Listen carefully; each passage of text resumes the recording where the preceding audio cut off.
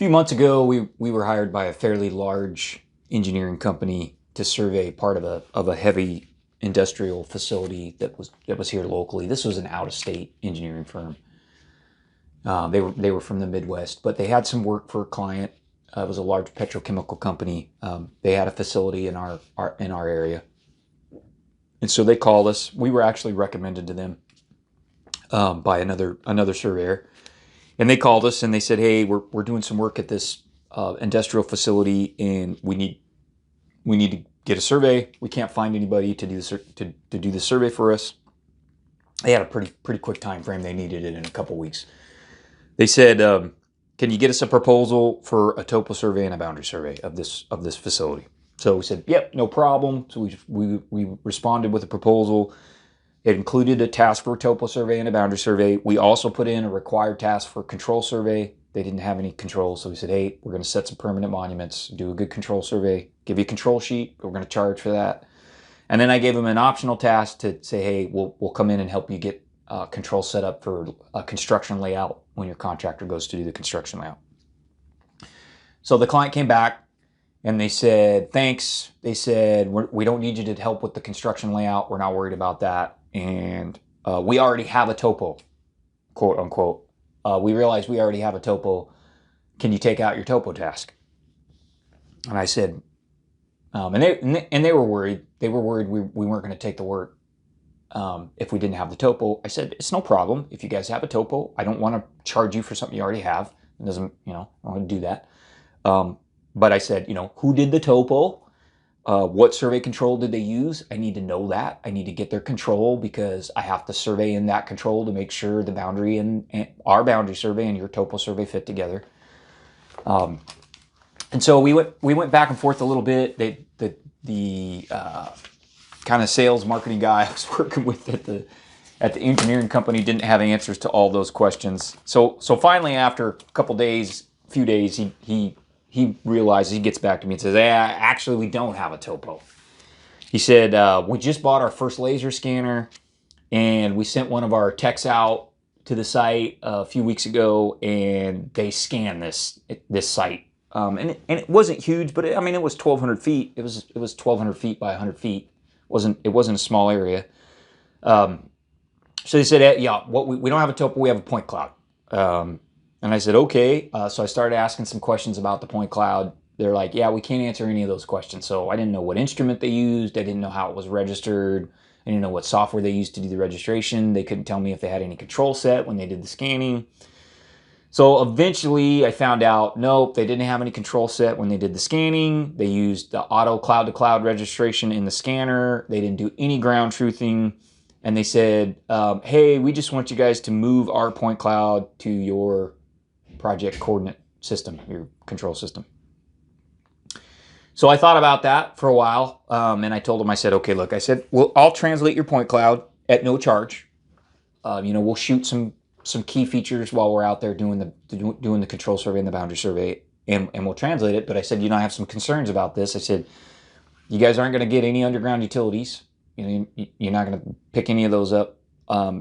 I'm not going to take responsibility for any of the point cloud data." And I said, "If I find out that your point cloud doesn't fit the ground survey, I'm not fixing that for free. I'm not going to do that. You guys are going to have to pay for me to I don't even know if I can fix it, given that you guys don't have any idea how you did this."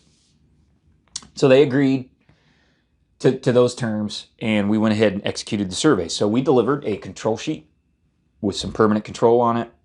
We gave them the parcel boundary, and we also translated their point cloud. And I was pretty surprised. The point cloud fit together fairly well for just cloud-to-cloud registration. Fit together pretty good with our ground surveyed points. So over the next few weeks, we kept getting emails and calls from this engineering company that our stuff isn't in the right place. Your drawings don't fit together, right? So, and it was frustrated. We were trying to figure out, what the issue was. So finally,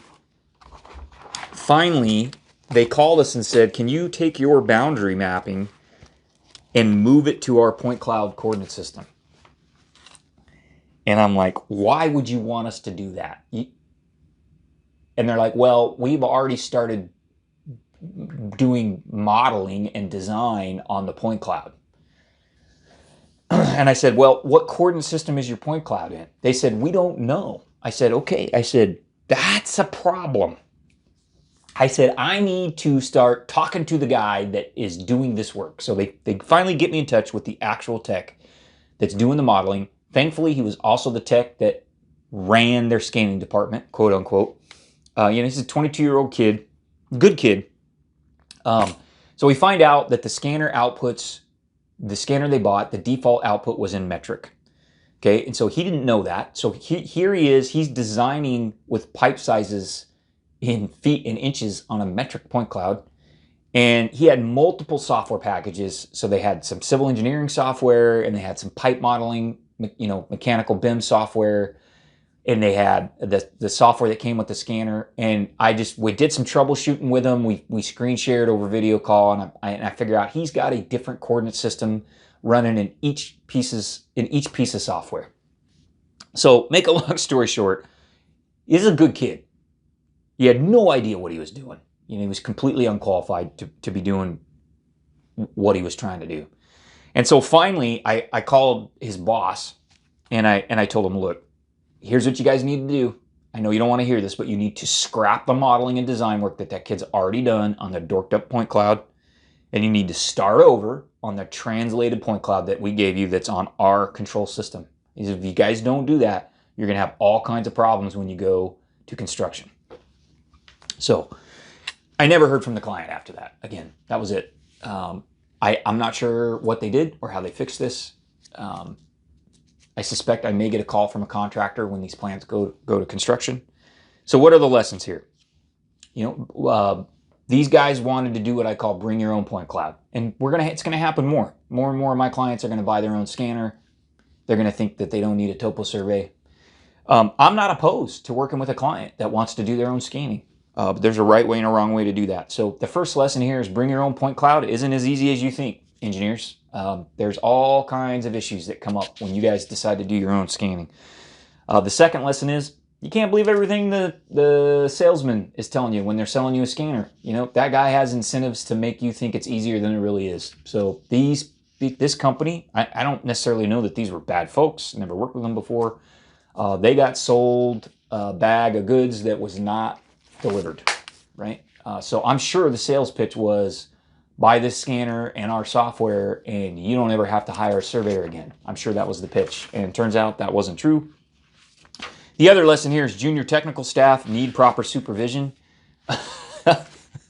All the time they need proper supervision from experienced professionals, but especially when they are implementing new technology. I was a little frustrated that there wasn't a senior engineer at this company more involved in what was this 22-year-old kid was trying to do. And they put him in a really difficult situation, right? Now I don't know what he promised them he could do or what he told them. I don't know what his level of involvement was in the decision to purchase this technology, but I can tell you I don't really care. He's 22. If you're a 40 or 50-year-old civil and you're running an engineering company, you ought to know better, right? Now there's nothing wrong with hiring smart young people. I do that all the time. Most of my employees are under the age of 30, but they need proper supervision, and this kid wasn't getting it. And then the other lesson, another lesson is if you want to mix geospatial data from multiple sources, which this company was trying to do, right? They were trying to take my boundary survey and lay it on their point cloud. You need to hire a good land surveyor to plan and supervise that process. There is a chance if you go guns a-blazing without talking to a good surveyor, you are going to throw some data away and waste some money. So don't do that. Call me ahead of time, right? These guys called me after they had already tried to scan the site.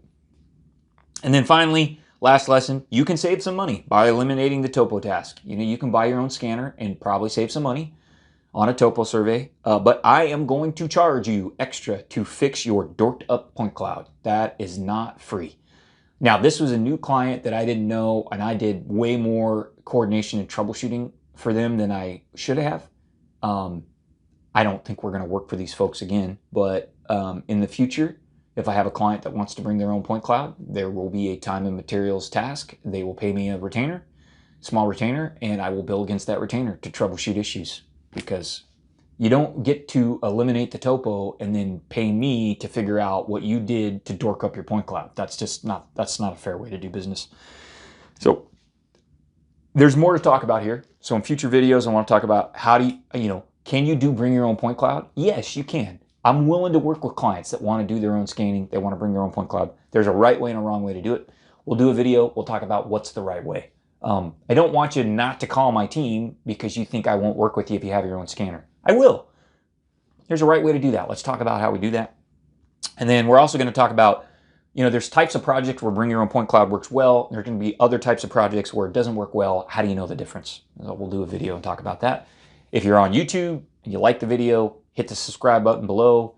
If you have a project in California or Nevada where you're dealing with terrestrial laser scanning data or UAV LiDAR and you want a good consultant, I encourage you to reach out to my team.